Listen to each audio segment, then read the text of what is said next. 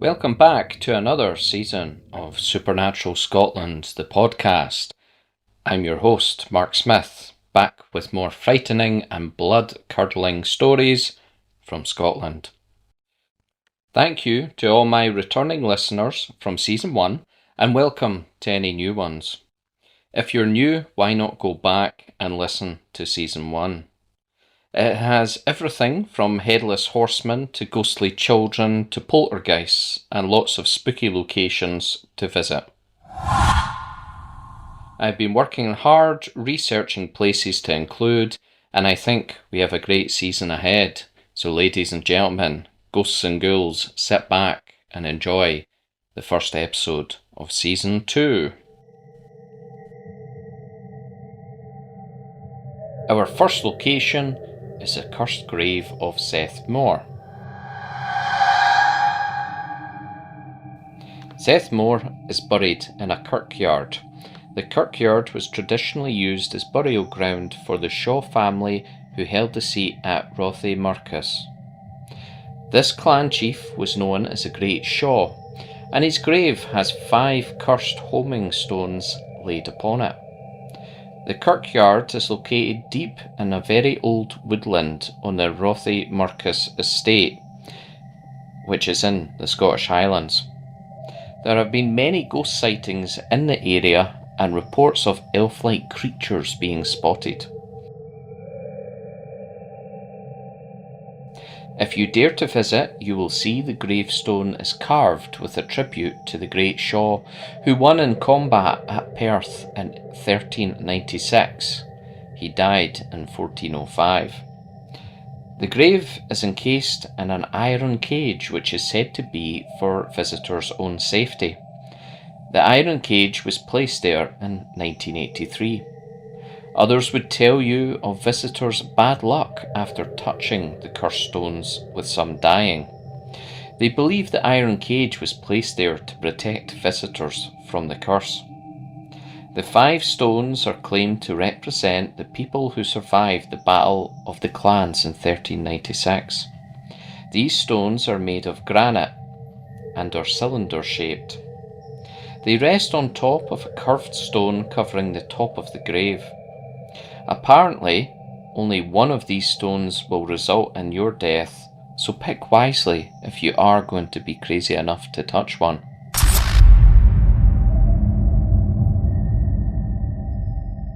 The grave is said to be protected by a creature called Bordak Anduin, which is an elf spirit. This spirit is full of rage and very dangerous. It originally protected the whole estate, but when the ownership of the estate changed to the Grants, the Bordak began to only guard the grave. There have been plenty of people brave or stupid enough to touch the stones, and here is a wee list of recorded victims.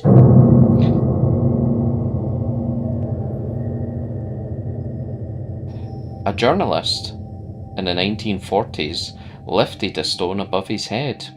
He died in a car crash only hours later. In 1978, a man touched one of the stones and died from an illness soon after. His friend, who had rearranged the stones, was found dead in the graveyard 24 hours after touching the stones. Another of his friends was also struck down with the mysterious illness, although he survived, having been hospital bound. The strangest was in the 1800s.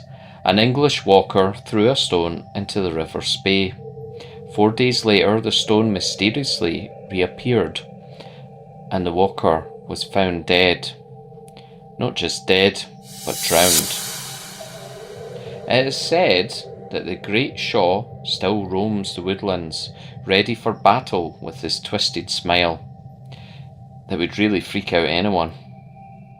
If he challenges you to a battle, it is safer to accept and stand your ground, for if you flee, you will never be seen again. If you stand your ground, he will leave you alone. So if you decide to visit, you may want to think twice about touching the stones. and you should keep a lookout for the deadly spirits that haunt the spooky place.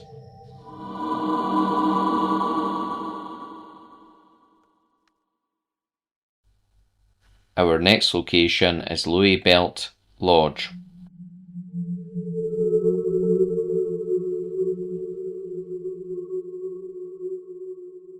The lodge was used as a bothy for many years, and it was during this time 2 climbers used it to take shelter for the night, and that's when things got really scary. The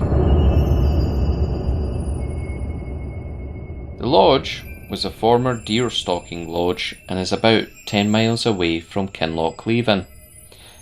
In 1890, a gamekeeper and deer stalker named John McAlpine lived in the lodge with his wife.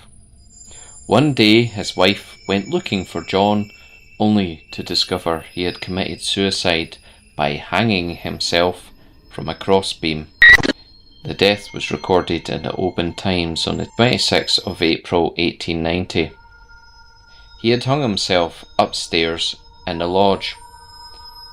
In February 1907, 3 bodies were found by a shepherd in the snow on a nearby hillside, frozen to death in a blizzard, in which they no doubt had lost their bearings. They had been making their way to a dam construction project at Kinlochleven. They had tried to reach the lodge seeking shelter, but the extreme cold weather was too much for them. Or possibly they had reached the lodge and been chased off into the snow by something. I guess we will never know. In 1920, a lonely gamekeeper also sadly passed away. It was said he was still devastated over the death of his son during the war. It was then used as a bothy for travellers to use to seek shelter. In February 1973, 2 young men from a climbing club were terrified during the night. The friends were headed to Lochaber Mountains. After arriving at Kinlochleven, at the eastern edge of Lochleven, the pair started the long hike. During winter, Scotland can see quite severe weather. They claimed afterwards the snow was 6 inches high. They reached the lodge late in the day. By now, the building was basically a ruin that had been converted to a bothy to provide shelter to the climbers and hikers. They had hiked 10 miles in the snow to reach it. The valley is often covered in mist, with a few trees near the lodge. There had been rumours of a group of people living off-grid at the lodge. However, the boys were not worried about this, and they believed they would be welcomed by anyone living in the lodge. When they arrived at the lodge, there was no one around, and the lodge was locked up tight. They waited some time to see if anyone would turn up.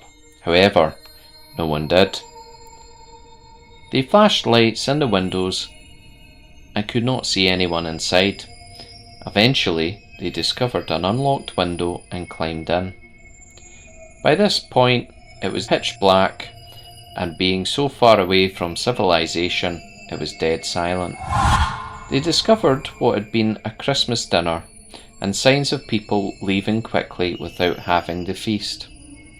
They checked the rooms to confirm no one was home, and decided to check upstairs. The floorboards were creaky, as is the case with very old buildings, especially ones not taken care of. They walked into a bedroom, which is believed to be the one the man hung himself from.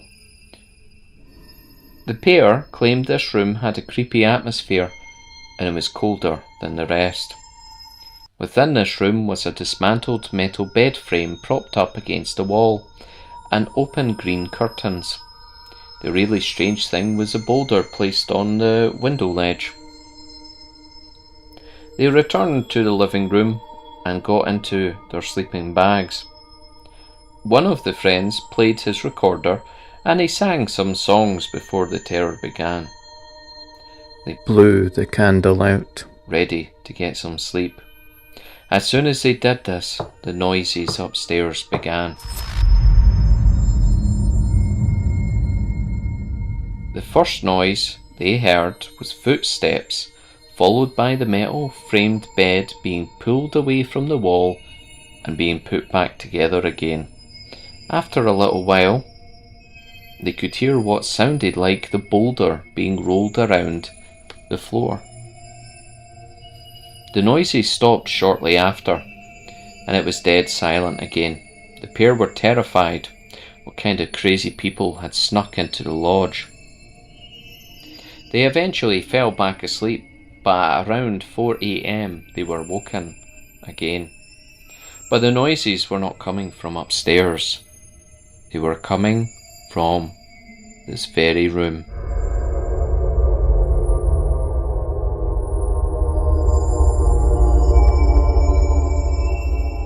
The living room went crazy with sounds of all sorts of things flying around the room.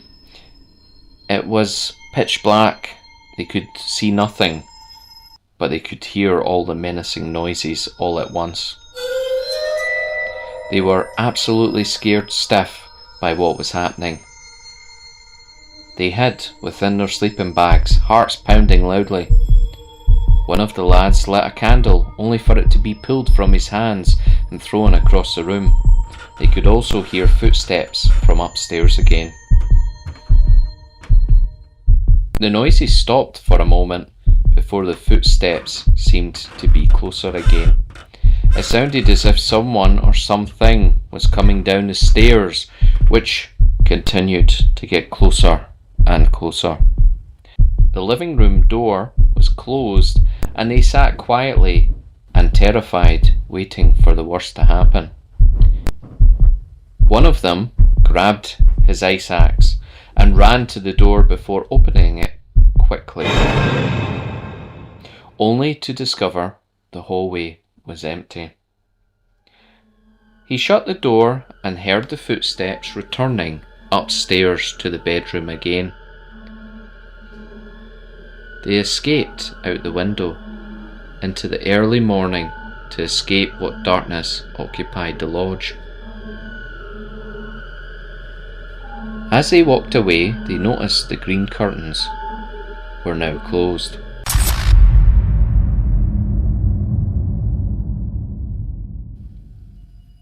The men returned to the lodge in 1974 to figure out and explain what had happened that terrifying night. They were also accompanied by a third friend to witness anything happening again. They discovered scribblings on the walls and ceilings, which they believed were evidence of others experiencing the horrors also. Everything seemed fine until they heard a scratching noise at night. The scratching sounded as if it was coming from outside, as if something heavy was being dragged across gravel. It also became louder and louder before stopping instantly,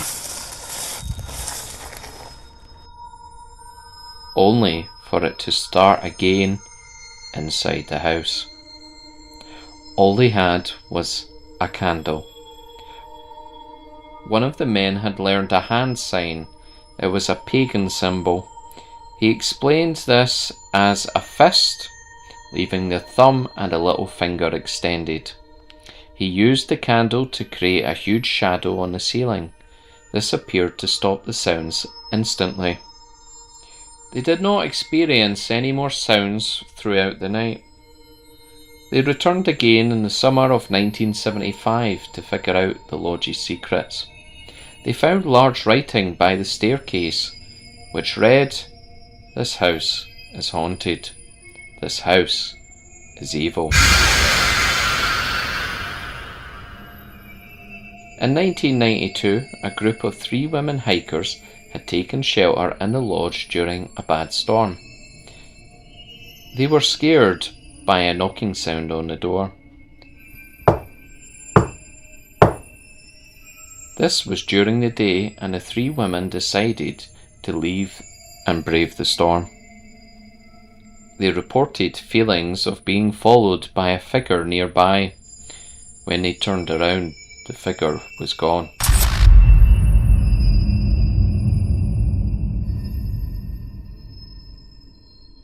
In 1994, a hiker passing the lodge reported passing someone in the mist. The ghostly figure walked straight past without uttering a word. When the hiker looked back, the figure was gone, disappeared in the mist. The lodge is now a shell of itself, having fallen into disrepair. Maybe this is for the best, as the last report was of a hiker suffering projectile vomiting after visiting the lodge. So if you decide to visit the lodge, don't say I didn't warn you. And today we are finishing with a fairy tale from Scotland. The Blacksmith and the Fairies of Islay. There was once a blacksmith, and he had a teenage son. His son one day fell terribly ill. He was always hungry, and he could not get enough food, no matter how much he gave him. It should have been impossible. The boy was bed-bound, and getting thinner by the day. The blacksmith was terribly worried about his son, and asked the advice of an old wise traveller. The old man listened to the man's concerns before announcing the boy was no longer his son, but a fairy changeling. To confirm his suspicions, the wise man told him to pour water into empty eggshells and take them into the room, all the time acting as if they were very heavy. He was then told to spread them out on the floor. As he did so, the boy in the bed burst out laughing and cried, "In 800 years I've never seen anything as strange as that." This proved, of course, it was indeed a changeling. The smith grabbed the changeling and threw him into the fire. To his surprise, it flew up the chimney. The smith, now concerned with where his son was, asked the wise man for more advice. He was told to go to a nearby hill on a specific night, where the entrance to the fairy kingdom would open. He took a Bible, a knife, and a cockerel with him, as per the man's instructions. On approaching the hill, he saw a shining light coming from somewhere. He seen an entrance slowly closing and stabbed the knife into the ground to stop it from closing altogether. He then entered. He found his son being held as a slave at the forge, and with anger loudly demanded the fairies let them escape. The large crowd of fairies laughed loudly. All the laughing woke the cockerel, which had been sleeping, and it crowed in shock. The fairies could not stand the sound of the cockerel, so the father and son were thrown out. The blacksmith then removed his knife, and the hill was dark again. They returned home, and after his son recovered, he again returned to helping his father. The son saw his father struggle to forge a sword good enough for a clan chief, and took over, creating an amazing sword with the skills he had learned. I hope you have enjoyed the first episode of Season 2. We're getting very close to Halloween, and I've got a little message about Halloween on the next episode. I look forward to telling you more stories from Scotland. Goodbye for now.